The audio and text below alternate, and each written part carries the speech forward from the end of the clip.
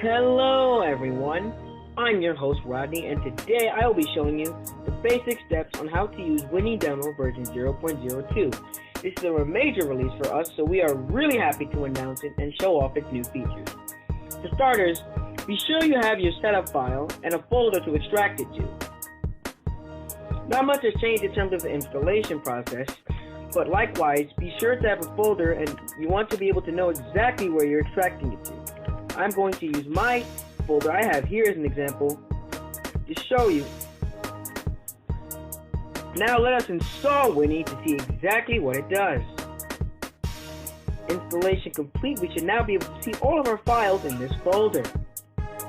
Opening said folder, we can see that this is where Wini would be installed. I already have it installed here, so let us use it and explore the wonderful programs of version 0.02. Before you go, be sure to check the README file. There's some important information that you might want to read here, as well as a few claims. Let's open up Wini 2 and explore many of its features. When booted, you should see this screen. The boot screen is rather different, and we installed a different theme to Wini, making it more user-friendly.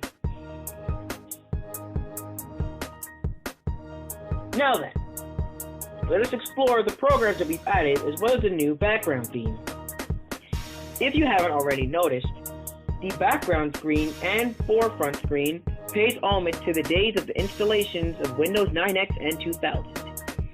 The new interface requires you to type the full name of the program you wish to open, and that name of the program has to be in full caps. For example, if I were to type clock in all caps, it would print out the time for me.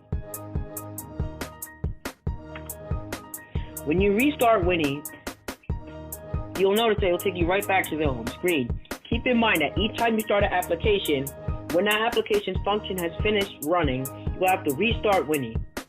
We hope this doesn't inconvenience anyone, but it's for the better sake of the program.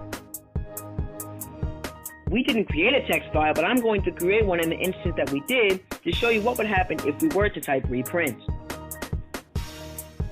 Let me show off the text pack to show you what it can do. The text is bleep. Let us hit enter, and now our text is saved. Save complete. Now it tells us that we have reached the end of this demo. Now I'm going to type reprint to show you what would happen if I were to actually type reprint. It didn't print out my text file, but I will be able to get back to that later. And now you notice the command prompt window has changed, and now it reverted us to SD boot mode. Let me explain what SD boot mode does. A new feature of ours is SD mode, or shutdown mode. Shutdown mode is where no other program can run, except they'll run only if they have the 32 function ability. In other words, basic apps like clock, calculator, and calendar can run again, with a few exceptions. Of course, running any application while in SD mode will run it in its most basic form. For example, if I were to type clock, it would go directly to clock and nothing else in SD mode. When you are done, the OS finishes, and that will be the end of the demo unless you restart it. Let us take a look at a few apps without giving away any spoilers. For example, some new applications are, but not limited to, Calendar, Info, File Manager, Quest, App, and Flanum. Flanum isn't really much of an app, but I will explain. Flanum, or Wini Flash, is an application that allows you to view basic files.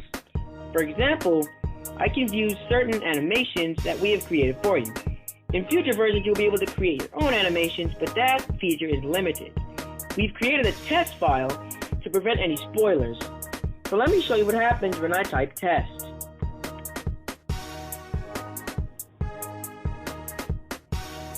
If I were to type stars, this is the result I see.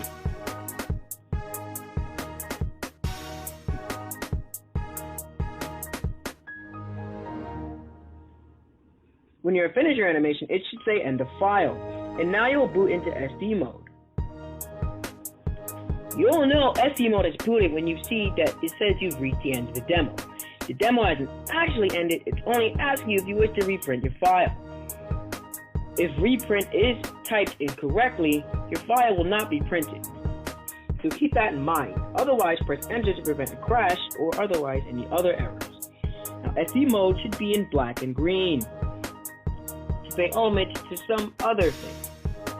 Now then, .32FUG is a format of most of the files that you will use in Wini. Otherwise, I press enter and the end demo screen would play out. The end demo screen will last for 10 seconds. That's all I have for this tutorial. Be sure to like, comment, subscribe, and follow us on Facebook and like us on Twitter.